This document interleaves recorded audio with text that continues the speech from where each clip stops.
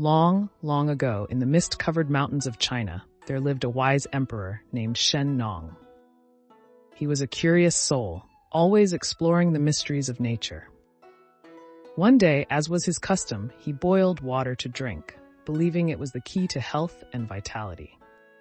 The air was still, and the trees whispered in the distance. As the water simmered in his pot, a soft breeze blew, and with it came a handful of wild leaves from a nearby tree. They gently fell into the bubbling water, releasing a delicate fragrance. Shen Nong, intrigued by the sudden infusion, tasted the water. To his amazement, it was refreshingly aromatic and soothing. And so tea, an elixir that would soon captivate the world, was born. The emperor, recognizing its power, shared his discovery with his people, and tea began to spread across China, becoming a treasured drink for emperors, scholars, and peasants alike. But it wasn't just a beverage, it was a symbol of peace, wisdom, and connection. Tea ceremonies became central to Chinese culture, and over the centuries, tea was cultivated, refined, and cherished. As time passed, the love for tea spread beyond China's borders.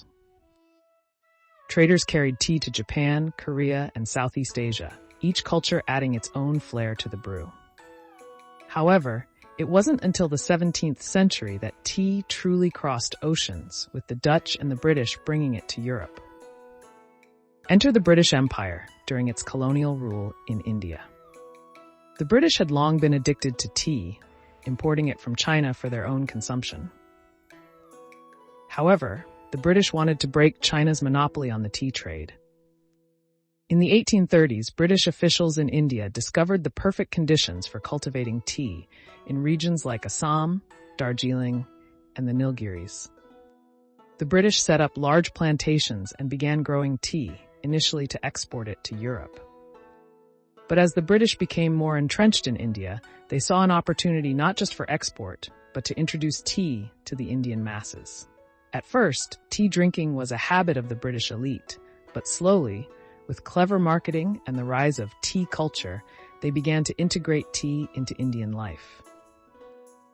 They built tea gardens in the hills and introduced tea drinking customs among the Indian aristocracy. Over time, the British created a marketing campaign that made tea synonymous with refinement and sophistication, encouraging Indians to consume it. However, the real transformation began when local entrepreneurs in India began to mass produce and market tea for the masses. Companies like Tata Tea and Brook Bond took hold of the opportunity, making tea affordable and accessible to everyone. Tea was no longer just a drink for the rich, it became part of daily life for the common man. In the heart of every Indian town, from bustling cities to quiet villages, tea vendors or chaiwalas sprang up.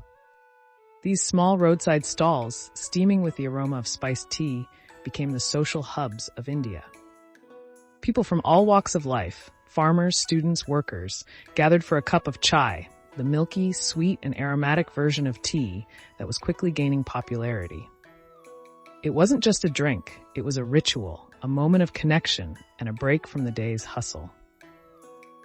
By the mid-20th century, tea was firmly entrenched in Indian culture. It became so deeply embedded in the social fabric of the country that it became almost impossible to imagine life without it. The Indian government even helped promote tea drinking, seeing it as a way to boost domestic consumption and support the burgeoning tea industry. Soon, tea stalls were everywhere. From the narrow alleyways of Mumbai to the vast fields of Punjab, the small tea vendor with a steaming pot of chai became an iconic part of Indian life. Tea wasn't just a drink anymore. It was the backbone of hospitality. Visitors to homes were greeted with a steaming cup, and no gathering was complete without a pot of chai. India's love affair with tea blossomed in the latter half of the 20th century, and today it stands as the world's largest consumer of tea. It is woven into every moment of daily life, from the first sip in the morning to the evening chat with family. Tea has become more than just a beverage. It's a symbol of warmth, friendship, and culture, uniting people across the diverse nation. If you enjoyed this story, don't forget to like, share, and subscribe for more amazing tales.